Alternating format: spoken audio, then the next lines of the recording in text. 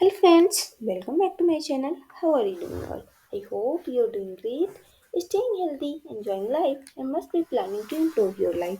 Here we are to do so.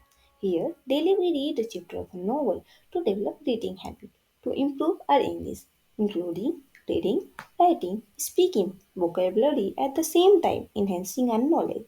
As we know, reading is the best practice to develop all these things, which help us in many ways. And reading could be one of the good hobby to make a change in our life.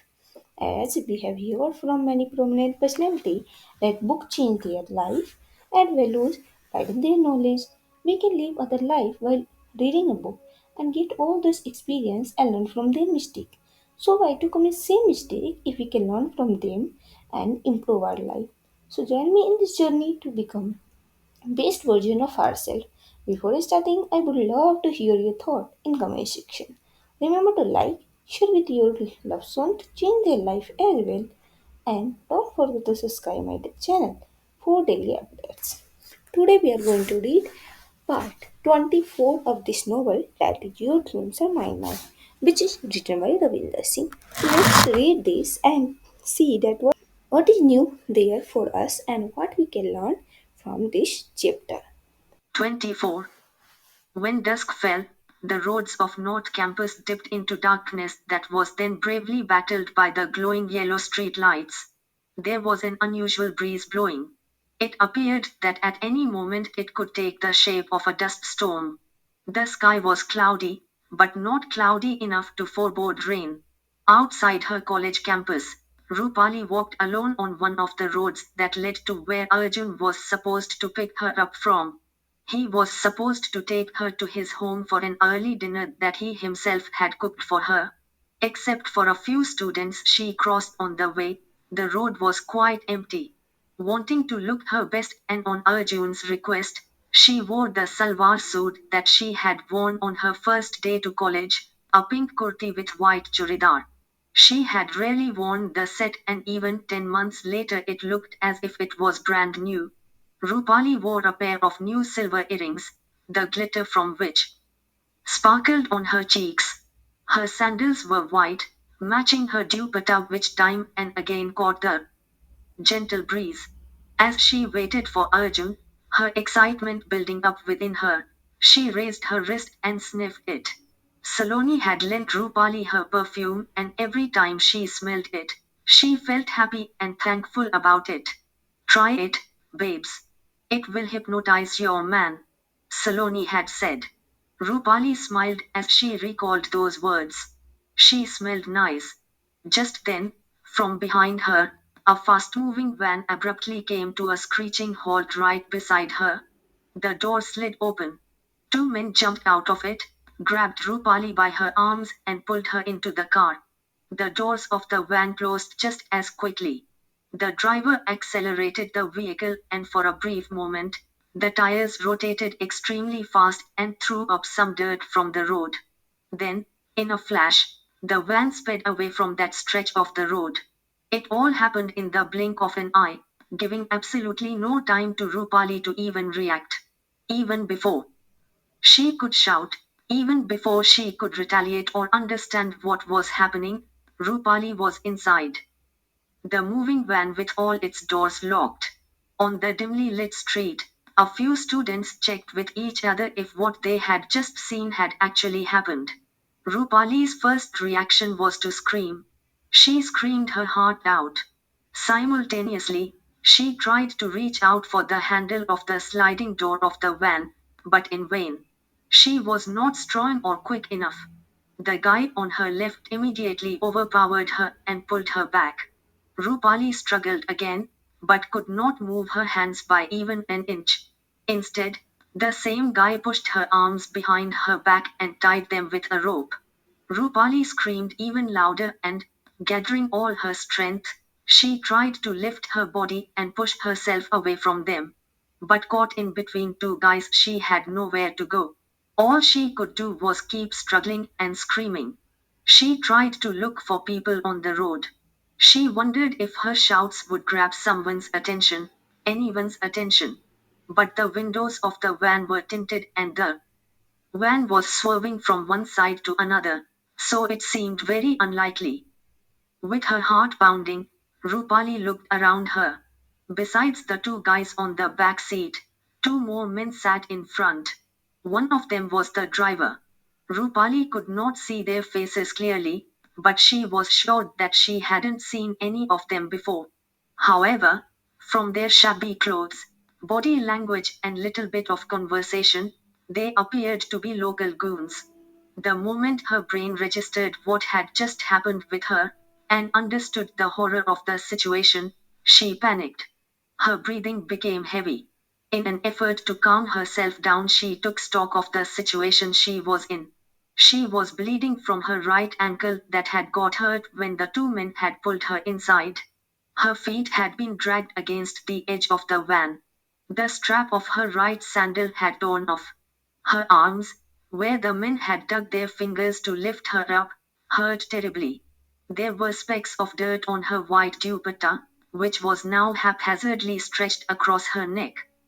Bablu इश्क purse में से mobile निकाल के switch off कर पहले फिर band कर साली का search her purse for her mobile and switch it off first. Then shut her damn mouth, the guy on the seat next to the driver shouted. His command was immediately followed.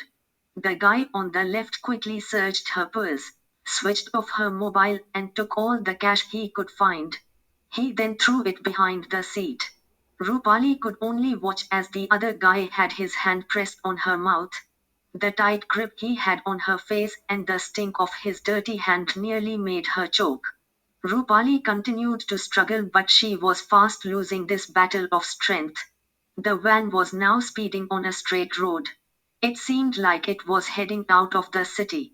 The guy next to the driver was giving the directions. At one point, he called someone up from his mobile and updated the person about his location as well as the status of things. When all her energy had drained out, Rupali closed her eyes, noticing that she would stop struggling. The guy who was holding her loosened his grip. With that, Rupali's thoughts became clearer. She began to wonder who these people were and what they wanted from her. She used the opportunity the loose grip provided her and asked in a panting, broken voice, Kaun hai aap log? Who are you? No one replied. So she repeated her question. Ye jana tere liye jaruri nahi hai, that's none of your business, the other guy on the back seat announced angrily.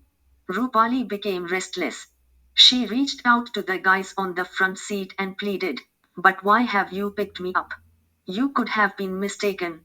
Hearing that, the guy next to the driver turned around. He switched on the overhead light in the vehicle to show his face. It's you who had made the mistake of messing with Mahajan, he said coldly and showed her his mobile on which he had her photograph. A chill ran down Rupali's spine. So she really had been kidnapped by these goons. She stared at the man. He had a long bearded face with large eyes that almost popped out of his head. A huge red tika ran down his whitish forehead. He had long hair and wore an earring in his right ear. His eyes were bloodshot and his breath had the pungent smell of cheap alcohol. He stared back at Rupali and grinned, scaring the hell out of her. He then raised his hand and passed on a quarter bottle of alcohol to his companions at the back. Then he switched off the light. Rupali's breath was caught in her throat as she sat scared shit. Wawa. What are you haha going to do? She stammered. Then she began to sob loudly. Please, I beg you, let me go please. Shut up, said the man in front. They ignored her pleading and continued to drink. Taking advantage of their momentary lack of attention, Rupali bit at the wrist of the guy who had his arms around her body.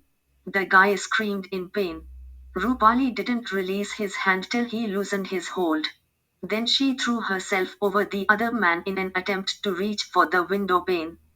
It appeared as if she had gained some energy in the past few minutes and that now she was utilizing it to the fullest possible extent. She hit her forehead against the window, attempting to break the glass. She shouted hard, praying that someone outside would hear her. The other guy tried to pull her back. He held her by the neck. Rupali resisted and shrieked her lungs out. She kicked and shoved the other guy. Every limb, every muscle of her body moved in protest. But unfortunately, Rupali's struggle didn't last for too long. All of it led to nothing.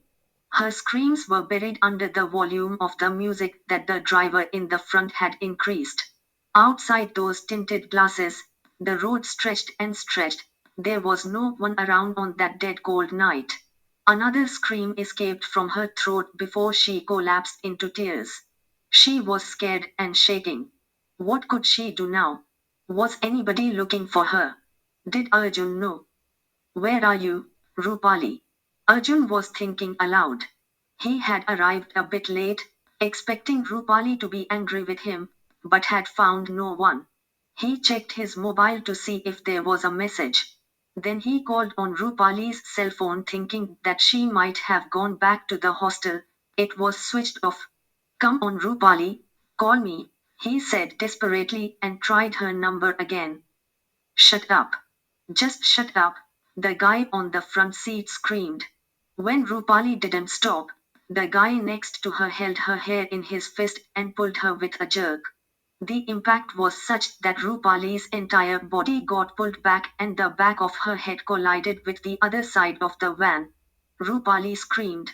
When, a few seconds later, she didn't stop shrieking, the guy lost his cool. He slapped her brutally. It stunned Rupali.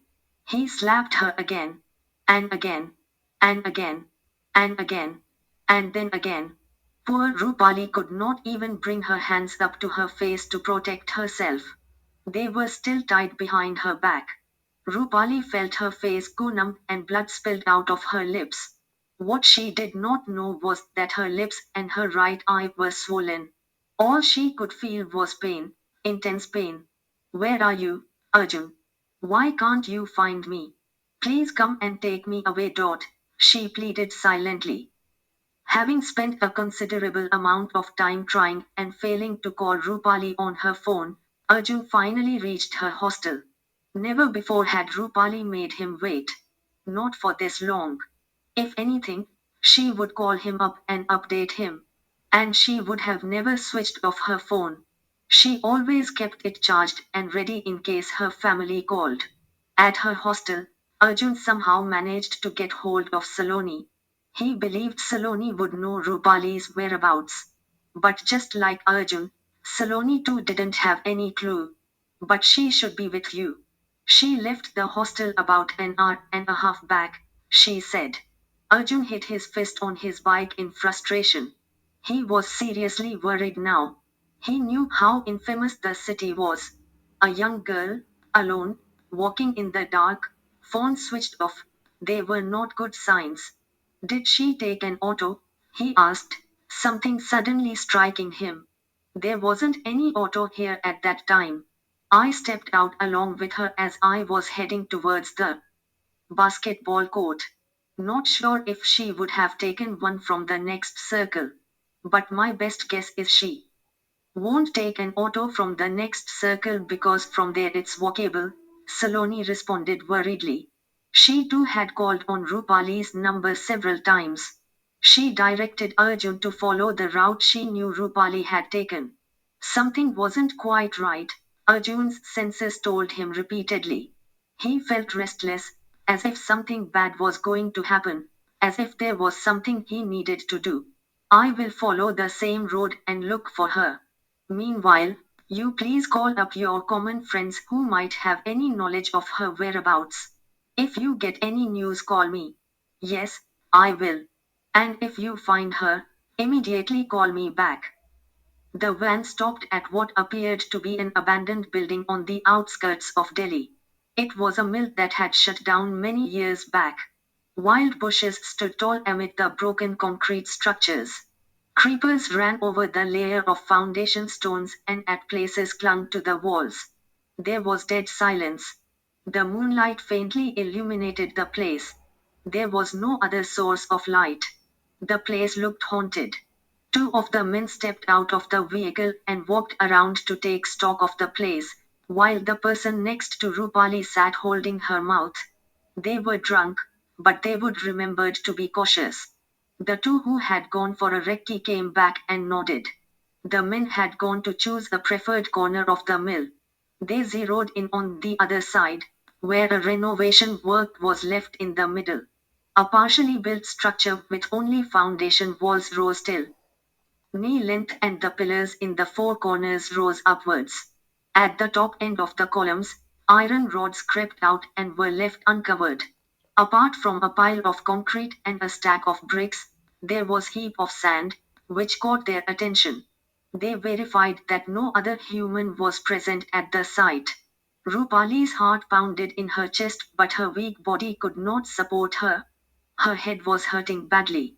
The continuous torture and the fear that something dreadful was going to happen had made her mouth go dry. She was thirsty. The man next to her tugged at her to get her to move. The door had been opened. When Rupali tried to resist, he again caught her by her hair and pulled her along. Her feet were dragged through the uneven ground. At one point, she fell down on her knees. She cried in pain and begged the men to leave her. She fell down on their feet and requested for mercy. She reminded them of their mothers and sisters back at home. But then she was pleading to heartless men. Worse, they were drunk, as well. The man they called Bablu kicked her hand, caught her by her right arm and dragged her on. Rupali's dupatta got stuck in a bush as her body continued to get dragged away from it. She kept crying. She kept begging. At the sight, the man threw Rupali on a mountain of sand and stuffed her mouth with a thick dirty cloth. That's when her heart sunk and her mind went blank with fear. She heard them talk softly with each other. Then their leader, the one who had been directing everything, stood above Rupali. He took a big swig of alcohol while he stared at Rupali. There was a stony blankness in his eyes, as if he had no feelings. Something within Rupali died at that very moment. Bhayaji pushed himself inside Rupali. Rupali's eyes split wide open in a flash. Her lifeless body throbbed for a fraction of a second. She screamed and gave voice to her unbearable agony. Over Bhayaji's shoulder, Rupali stared into the moonlit quite vast black and white sky. Perhaps there was a god beyond that infinite sky who was looking at her in that moment. Looking at her and still doing nothing. Absolutely nothing. And every time her body felt a thrust, it burrowed further into the sand. And every time that happened, tiny gravels of sand rolled down the pile. Rupali's motionless eyes continued to look into the infinite sky, but only for a brief period, after which she turned unconscious. And then it began. It was all a blur, her clothes being torn off, the excruciating pain, the scream dying in her throat, her choking, the pain growing, the faces changing but the pain still being there, and then her fainting and regaining consciousness. Again and yet again. Till there was nothing left of her except a bleeding body and a vacant stare. The sweat from their forehead fell over Rupali's eyes and her lips. Sand clung onto her hair and the sides of her body. In between her thighs, a patch of sand got soaked in blood. It was her blood. It didn't matter to the savages blinded by lust and overpowered by alcohol. They continued to tear her apart. A beautiful innocent soul had been torn apart. The one who had always stood for the right thing had been badly wronged. Arjun stood alone on the road when his phone rang. It was Saloni. Any news of Rupali, Arjun? She was sobbing. No, he sighed. Behind him were his friends who had returned after searching in every possible direction. All of them had been stunned into silence. In front of him the road stretched into the distance. Where are you, my love? He sighed exasperatedly into the dark night. The silence surrounding them was dreadful.